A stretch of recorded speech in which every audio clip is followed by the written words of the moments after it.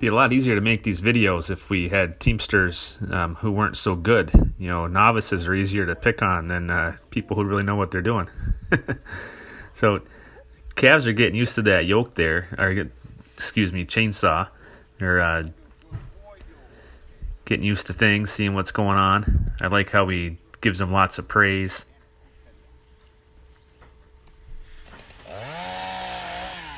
This being close to the chainsaw is good. Helps desensitize them to the noise, and here he's cutting some brush here. It's pretty close to him. You know, my bigger team that logs all the time, I can run the chainsaw right next to them. Sometimes too close, and it doesn't bother them. Sometimes I wonder if they should be a little more scared.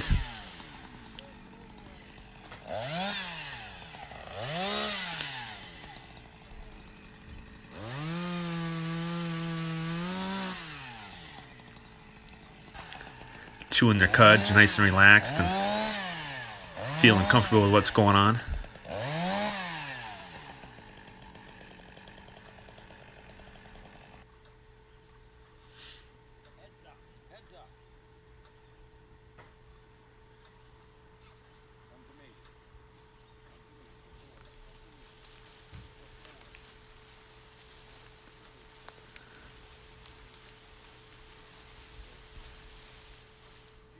Doing a good job here, taking a nice light load, not working those calves too hard. You want to slowly build them up to pulling heavier and heavier weights, but this is right where you should start with them. Small things like this. Just get them used to having something behind them.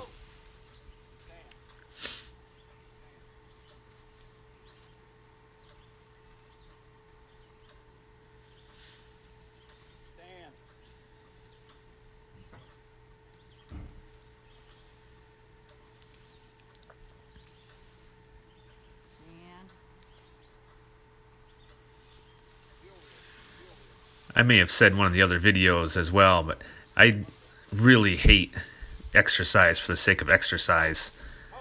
You know, I'd rather be working. I really like this. See, Roy's out here getting some work done with his little calves, and nothing beats on the job training. You know, get him out there and actually do something.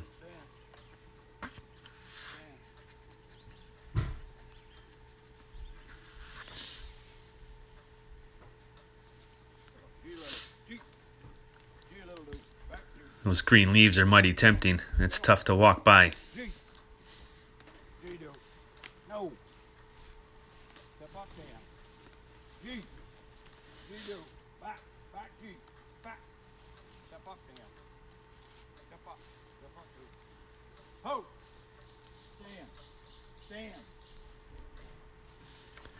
That was pretty good there in that last corner, how he was making them G while he was standing still on the left side.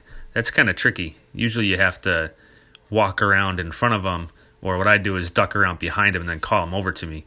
So that's pretty good that he could stand there in that one spot and get them to go around to the right-hand side. Good work, Roy.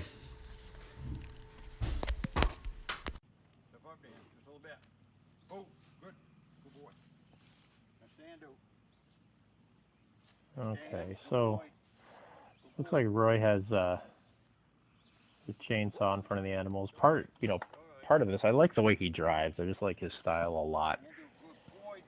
Part of what he's doing is, you work in the woods with your animals, and there's loud noises and chainsaws running and trees falling and all kinds of stuff like that. It's not only what they're hearing, it's what they're seeing. And I think associating seeing the saw with the noise that's about to occur gets the animals ready.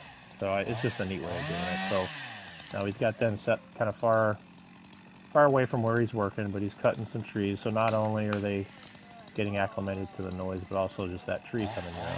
Got somebody with them, keeping them nice and calm. Yeah, that tree just fell, and the off animal moved a little bit, but they have it under control. No leads or halters, just reassuring them that everything's okay. So they're doing a good job. They're having a little bit problem keeping their heads up. May want to use a stick or a whip a little bit to reinforce that, even if it's just kind of flicking that lash under their chins. All right, now he's done something neat here. He's turned them away from where he's working. and running the saw. So now not only can they see him and hear it, but now they're just hearing it. So that's kind of a neat thing to do. All right, so it looks like he's got the chain hitched to a log, and we're pulling that out. Look at how nicely these animals are mated. They're just stepping one with each other, putting equal amount of work on that yoke, doing a really nice job. Voice commands. They're a little bit stop and go, turning to the left just a little bit. It might be because he's ahead of them, you know, maybe driving a little bit on the side might prevent that, but they're just doing great. Gives them a nice rest. Looks like he's moving some branches or something around in front of him, which again is part of doing it. There's got to be obstacles and things going around the animals, and if you, as part of the training process, if you make that stuff aware of what's going on, it makes them a little bit more handy and a little less jumpy. And you can see too when he does this stuff, like even if he's facing away from them, he's listening to the cues. He's always looking back, always watching them, so he can correct them. So he took them up, stopped them, backed them up a little bit. That's something that's good to do as well. Like if you're done with chain work for a little bit, back them up so that there's no tension on the chain and the yoke, and just give them that time to rest. Let them know that's another cue that they should just stand. He's always talking to them, which is good, using that stand command, which I think is really important. Now he's crossing over some brush or branches.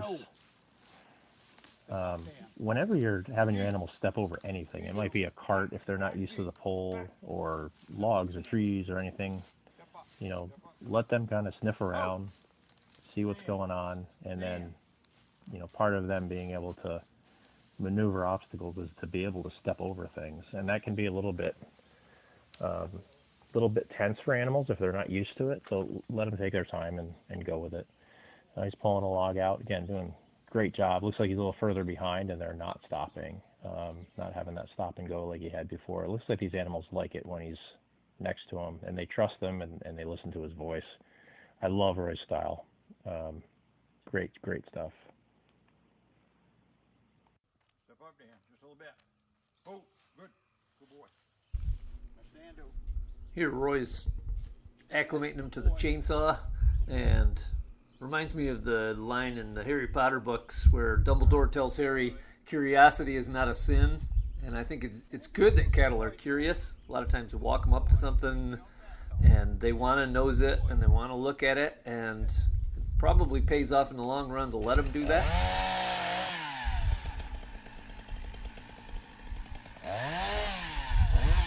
Here he's running the chainsaw in front of them, and you know, they really don't seem to be too concerned by it. I think here when the tree falls, the one takes a little bit of a step back, but nothing where it doesn't look like panic. It looks like a little bit of concern, and the reaction of the people around and the other animal seems to just settle him down right away.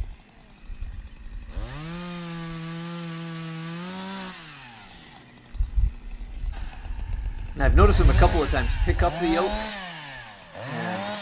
and I just wonder how long they go through that. I find that I tend to avoid doing that myself, get them walking and then the yoke comes up, but at the same time with calves, I'm sure I do. It's just one of those that you just happen to notice it as it's going by. Here they're pulling a little load. It reminds me of when my calves were young. You get something on there, and to them it seems like a big load because they've never pulled anything, and it's a pretty light load, and that's a good way to get them started.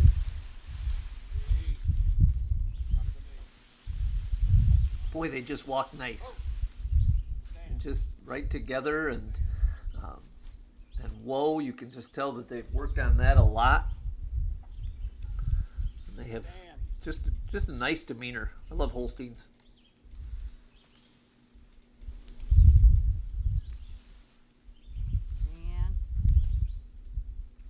And they're always curious, wanting to put their heads down and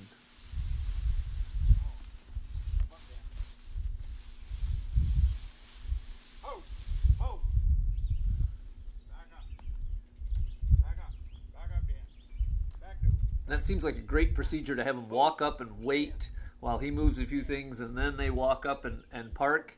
any of that stuff that gets them more used to standing and watching you do something without wandering off or entertaining themselves in some other unproductive way is probably a very good thing.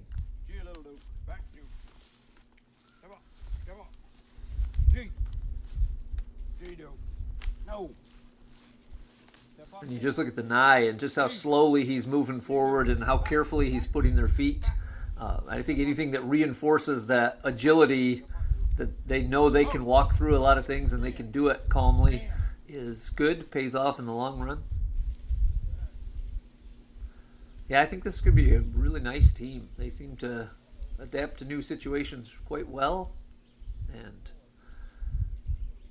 seem willing workers, and so lots of good stuff happening here.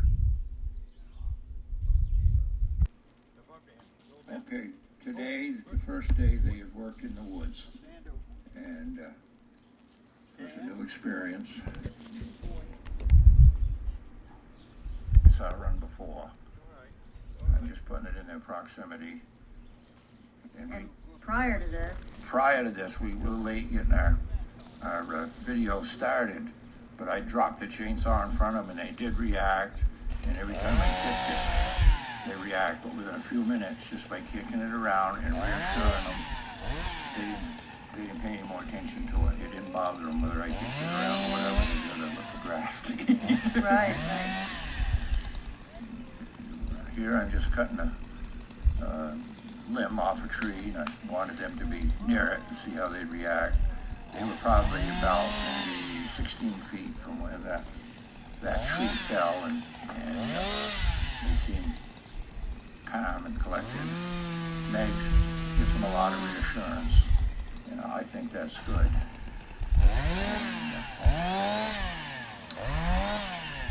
They're not fazed by the chainsaw at all. They're standing there chewing their cud. So they did well. And like I say, prior to this, they had heard the chainsaw. I've taken it right up in front of them and run it full throttle, so that it's not new. Just pulling things with a chain is new for them in the woods. We pulled a little cart and a tire around, but I was impressed with how well they did. And what we're doing, we're hauling these limbs to the same pile each time, and so that they will learn the path they should follow to take the wood, and will hopefully require less driving. As we do this, I hope I'll be able to call them to me, and Meg will be able to call them back. Right now, it takes some guidance, but they progress well, and towards the end of this, they would go almost on their own to the pile. And I keep the pile of brush on the right-hand side so that I'm always in the clear when I'm driving them. I used to put the pile on the left side, but that put me between the cattle or the brush and the pile, and that's not a good place to be. And the pull is not done until Dad backs the calves up and takes the pressure off the chain. They're working the entire time. G, little dude. Back to you. Come on. G. G, dude. No. You want to tell them about the brush? G. Here You have them. I don't know You what. have them walk. Oh, yes, I made them walk through the brush so that they're used to dealing with obstacles. It makes it handy when you're working, if you can get your cattle close to your work. And then this is the last pull for the evening. And what I try to do, regardless of what I'm hooking onto, you drive the cattle right up to it, so their noses are on it, and then you make a sharp G or ha turn to get them straight in front of it. That way you're not out 10 feet from where you want to hook your chain. You make them learn to stay right near that pile. And I think it's good too. They're curious a lot of times, and they'll come up and they'll kind of nose around what you're going to hook onto. And I think that's good, so that they know what's going to be making the noise.